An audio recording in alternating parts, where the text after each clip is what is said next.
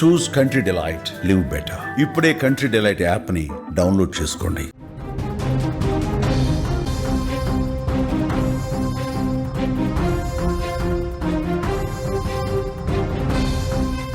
Bus ప్రమాద దృశ్యాలు కన్నీళ్లు పెట్టిస్తున్నాయి. కావేరు బస్సు ప్రమాదంలో 20 మంది సజీవ దహనమయ్యారు. బెంగళూరు వెళ్లేందుకు మియాపూర్లో జయసూర్య బస్ ఎక్కాడు. ప్రమాదం తర్వాత తల్లిదండ్రులు ఒక్కసారిగా ఈ వార్త విని షాక్ అయిపోయారు. తల్లిదండ్రులు తీవ్ర ఆందోళనకు గురైనటువంటి పరిస్థితి ఉంది. ఆ తర్వాత అతని నుంచే ఫోన్ వచ్చింది. తాను క్షేమంగానే ఉన్నానంటూ తల్లిదండ్రులకు ఫోన్ చేశాడు జయసూర్య.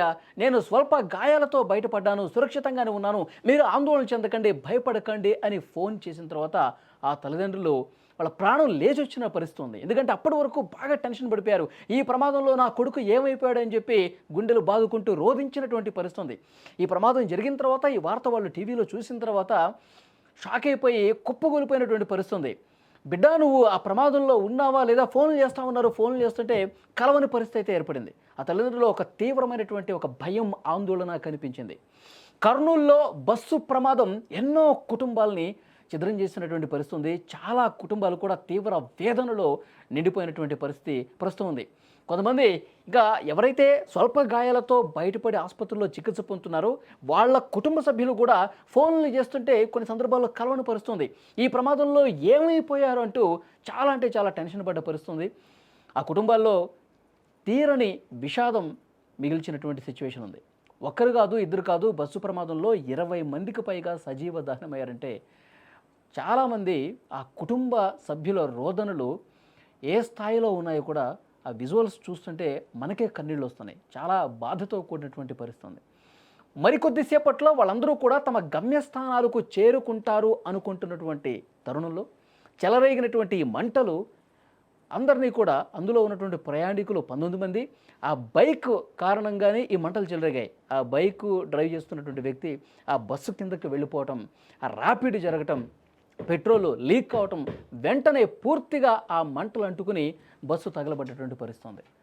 చాలా అంటే ఆ ప్రత్యక్ష సాక్షులు చూసిన దాన్ని బట్టి కాపాడే ప్రయత్నం చేయటానికి కూడా అవకాశం లేకపోయింది. ఒక్కసారిగా మంటలు ఎగసపడ్డ పరిస్థితి ఉంది. అందులో ప్రయాణిస్తున్న వారి కుటుంబ సభ్యులు బోరున విలిపిస్తూ ఉన్నారు. మరికొందరు తమ వారు బతికే ఉన్నారా అనే తాపత్రయంతో తలడిల్లిపోతూ ఉన్నారు. ఈ నేపథ్యంలోనే బెంగళూరు వెళ్లేందుకు మియాపూర్కు చెందిన జయసూర్య కూడా కావేరి బస్సు ఎక్కాడు. ఈ నేపథ్యంలో తెల్లవారుజామున జరిగిన ప్రమాదంలో తమ కొడుక్కి ఏమైందా అంటూ వాళ్ళందరూ కూడా చాలా బాధపడిపోయారు. బస్సు ప్రమాదంలో స్వల్ప గాయాలకు గురైన జయసూర్య ఆసుపత్రిలో చికిత్స పొందుతూ తల్లి కాల్ చేశాడు. అమ్మా నేను బతికే ఉన్నా, మీరు బాధపడకండి, మీరు నా గురించి చాలా ఆందోళన చెందుంటారు, నాకేం కాలా, నేను ఆసుపత్రిలో ఉన్నా, నేను సేఫ్గానే ఉన్నా అని ఫోన్ చేయడంతో అప్పుడు ఆ తల్లి ఊపిరి పీల్చుకున్నటువంటి పరిస్థితుంది. విజువల్స్లో చూస్తున్నారు ఆ యువకుడిని, ఆ కుటుంబానికి సంబంధించినటువంటి దృశ్యాలు కూడా మీరు చూస్తున్నారు. మియాపూర్ మక్తా మెహబూపేట్లోని ప్రజా షెల్టర్ అపార్ట్మెంట్లో తల్లిదండ్రులతో కలిసి నివాసం ఉంటున్నాడు. బెంగళూరులో ఇంటర్వ్యూ కోసం వెళ్తా ఉన్నాడు. బెంగళూరులో అక్కడ ఒక కంపెనీలో ఇంటర్వ్యూ ఉంది, దాన్ని అటెండ్ కావడం కోసం అతను వెళ్తా ఉన్నాడు. వెళ్ళటానికి కావేరీ బస్సులో సీట్ బుక్ చేసుకున్నాడు. కావేరీ బస్సు ఎక్కాడు. తెల్లవారుజామున బస్సు ప్రమాదం జరిగింది. ఎంతటి విషాదం నెలకొందో ఆ బస్సు ప్రమాదంలో మనం చూసాం. 20 మంది సజీవ దహనం అయిపోయారండి. ఎన్నో కుటుంబాలు, ఆ 20 కుటుంబాలు కూడా ఎంతో బాధలో కూరుకుపోయినటువంటి పరిస్థితి ఉంది.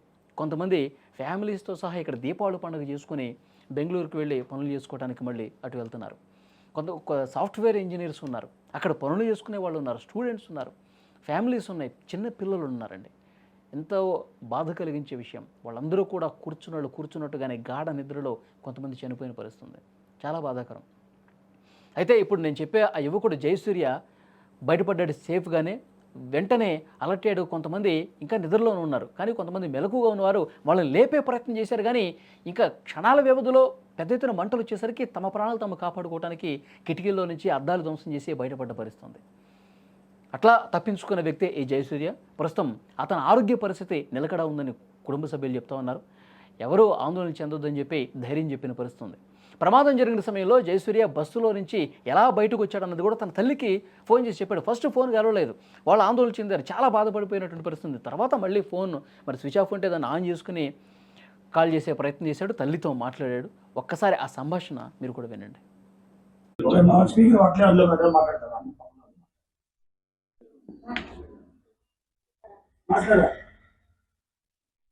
ఎలా ఉంది నాన్న ఇప్పుడు?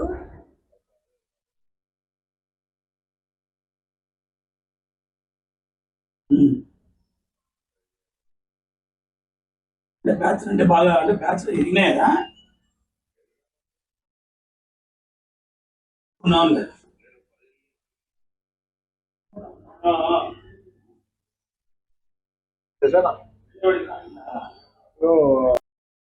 స్పీకర్ అట్లే అందులో కదా మాట్లాడతారా?